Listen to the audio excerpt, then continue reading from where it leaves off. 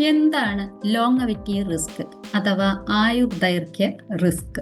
നമ്മൾ കരുതുന്നതിനും അധികം നാൾ നമ്മൾ ജീവിച്ചിരുന്നാൽ നമ്മളുടെ ആയുർദൈർഘ്യം കൂടുതൽ ആകുമ്പോൾ അതിനെയാണ് ലോങ്ങവിറ്റി റിസ്ക് എന്ന് പറയുന്നത്. കൂടുതൽ കാലം നമ്മൾ ജീവിച്ചിരിക്കുന്ന കേൾക്കുമ്പോൾ നമ്മൾക്ക് സന്തോഷമാണ് അല്ലേ?